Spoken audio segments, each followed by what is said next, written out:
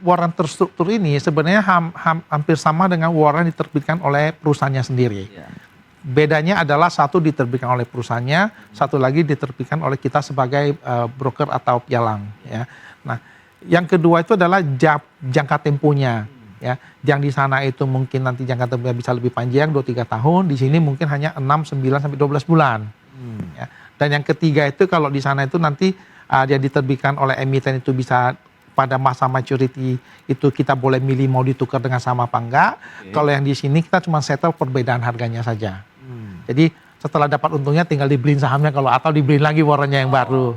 Ya kan? Sesimpel itu sebenarnya. Sesimpel itu. Jadi untuk membeli warrant ini sama dengan membeli saham. Tinggal buka account di Maybank Sekuritas ya. Atau buka account juga yang sudah ada di tempat lain juga sebenarnya bisa karena itu di traded di IDX. Jadi semua orang bisa beli lewat account yang manapun juga. Tapi kalau mau paling bagus ya lewat Maybank Sekuritas. Sebenarnya ini kan bagian dari Maybank Sekuritas dalam mendukung untuk pengembangan pasar modal. Jadi ketika kita mendapatkan kesempatan dan izin untuk menerbitkannya, kita ingin menerbitkan 8 sekaligus untuk memberikan pilihan yang lebih banyak kepada investor dalam instrumen berinvestasi. Jadi 8 saham yang kita pilih ini adalah saham-saham yang mengcover beberapa sektor. Sehingga ketika investor itu melihat ada sektor tertentu yang sedang bagus, maka warrantnya tersebut sudah tersedia. Warrant ini memberikan kesempatan untuk investor yang kita bilang itu mau leverage atau mau memiliki volatilitas atau kesempatan yang lebih besar, ya dengan modal yang lebih kecil itu bisa menjadi instrumen buat mereka. Ini akan memberikan pilihan kepada investor untuk melakukan investasi di pasar modal ini. Jadi pilihan sektornya itu investor sendiri, kita menyediakan fasilitas atau instrumen untuk mereka. Sekarang ini kan call warrant ya. Jadi kalau investor percaya bahwa underlying sahamnya akan naik, jadi dia beli warrantnya itu kesempatan untungnya atau returnnya lebih tinggi.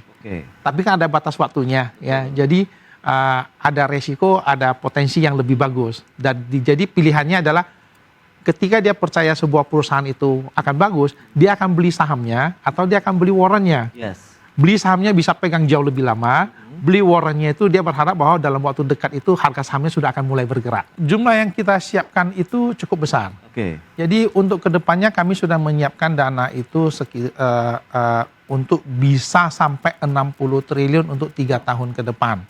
Untuk seluruh jumlah warrant yang mungkin akan kita issue ya.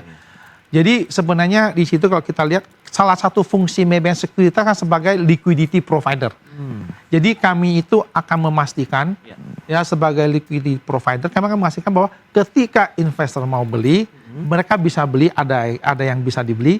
Ketika mereka mau jual, kita standby juga sebagai liquidity provider. Kalau tidak ada investor lain yang mau beli, kita akan jadi pembelinya. Bagi kami sebagai penerbit, yang paling utama itu sebenarnya kita coba melihat mana sih nanti saham yang akan diminati, mana sih saham yang sebenarnya akan bergerak. Kalau kita lihat 8 warrant terstruktur yang kita terbitkan sekarang ini itu mencakup ada sektor financial, ada manufacturing, ada telekom, ada juga komoditas dan juga ada utilities. Ya, jadi kita coba untuk biar sektor yang manapun yang nanti akan menjadi populer, investor itu punya pilihan untuk membeli warrant di sektor tersebut.